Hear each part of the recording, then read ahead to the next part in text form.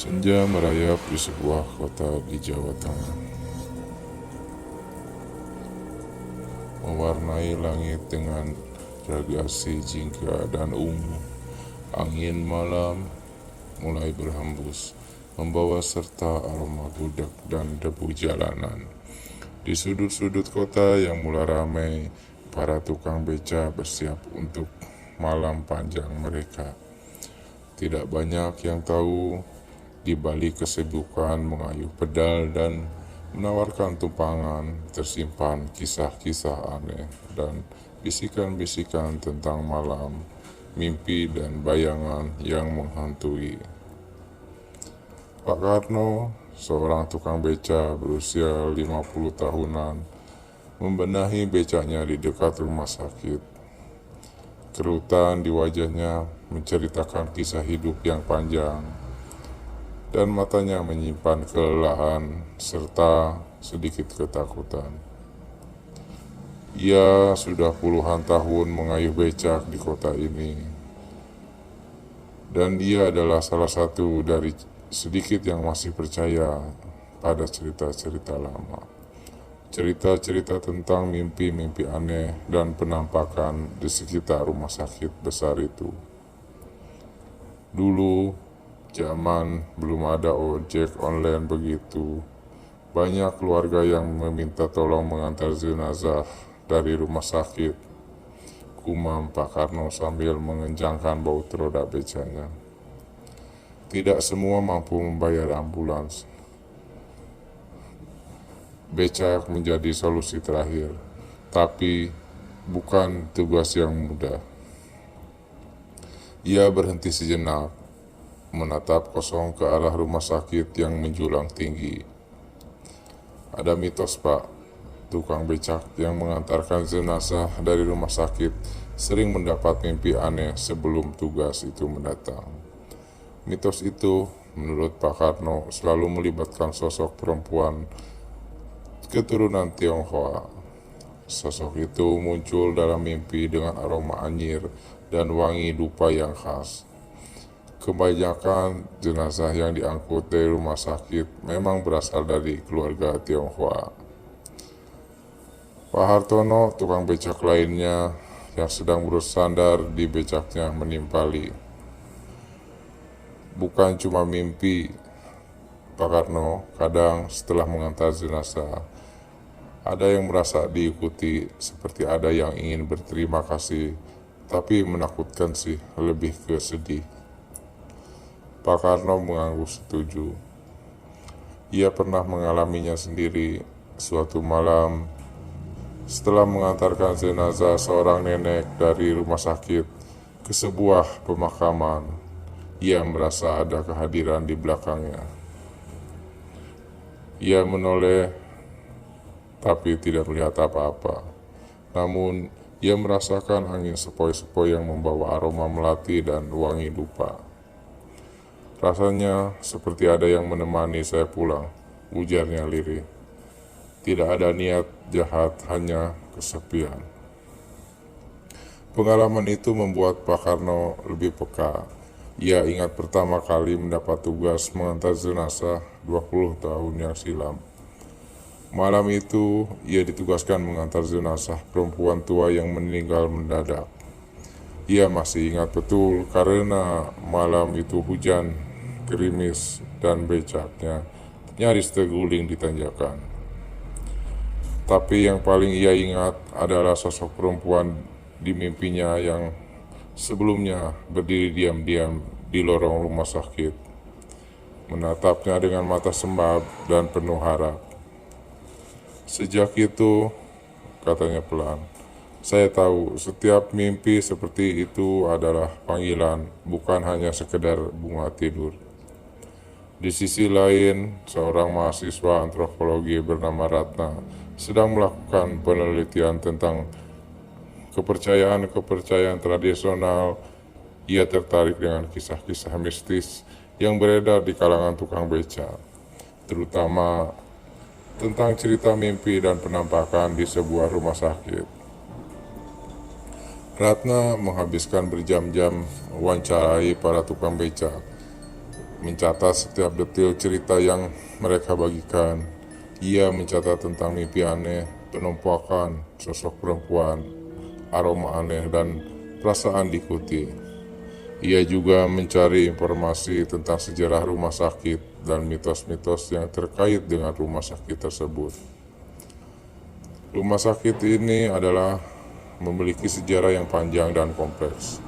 Didirikan oleh seorang dokter Belanda, rumah sakit ini awalnya merupakan tempat perawatan bagi keturunan Tionghoa.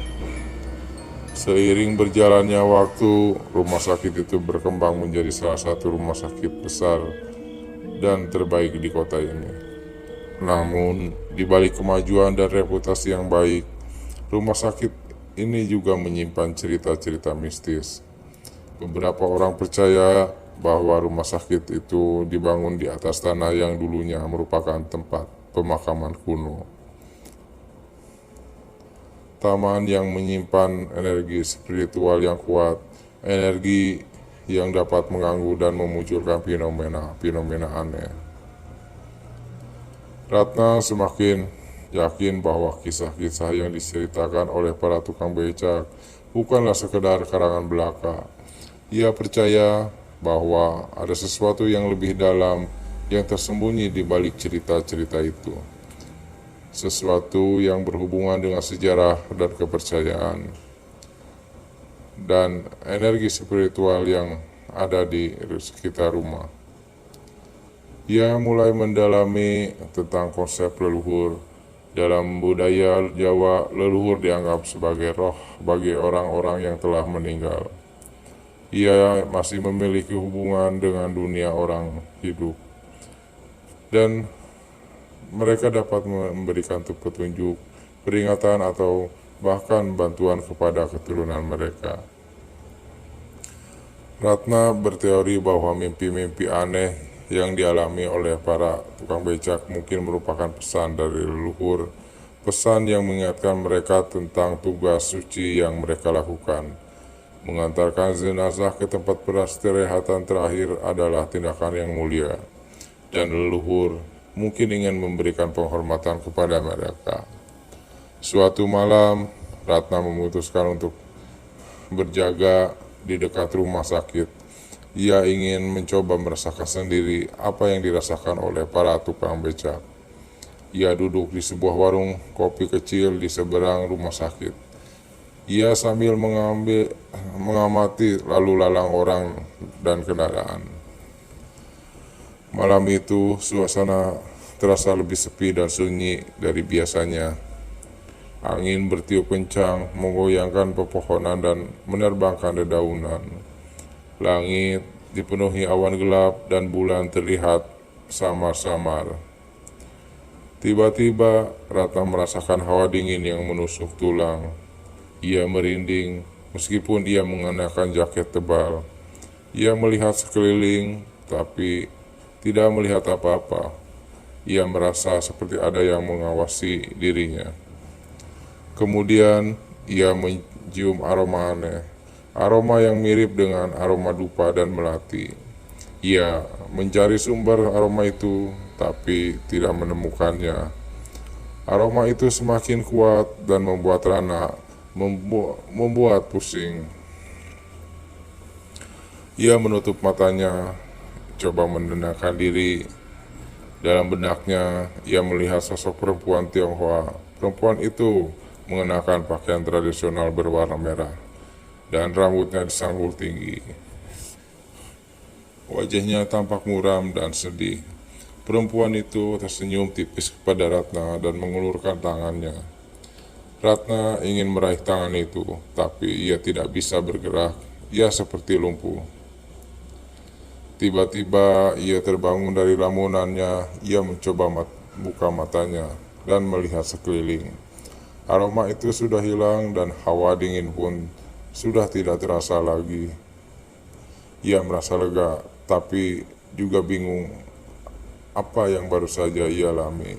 Apakah itu hanya mimpi, atau apakah itu hanya sesuatu yang nyata? Keesokan harinya, Ratna menemui Pak Karno dan Pak Hartono.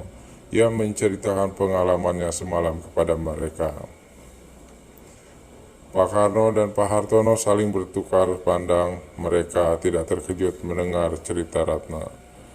Mereka sudah menduga bahwa Ratna akan mengalami sesuatu yang aneh jika ia berjaga di dekat rumah sakit. Itu biasa, Nduk, kata Pak Karno. Roh-roh penasaran sering muncul di sekitar rumah sakit ini. Mereka mencari perhatian atau hanya ingin beristirahat sejenak.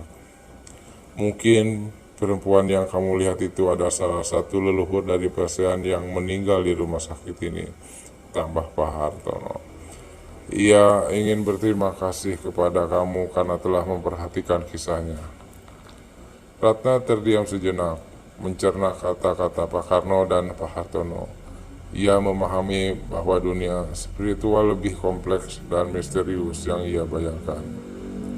Ia menyadari bahwa yang ia diceritakan oleh para tukang becak bukanlah sekedar cerita rakyat jelata. Mereka adalah jendela menuju dunia lain. Dunia yang penuh dengan energi spiritual, roh-roh penasaran, dan leluhur yang masih menjaga keturunannya. Malam itu, Ratna terjaga di dekat rumah sakit.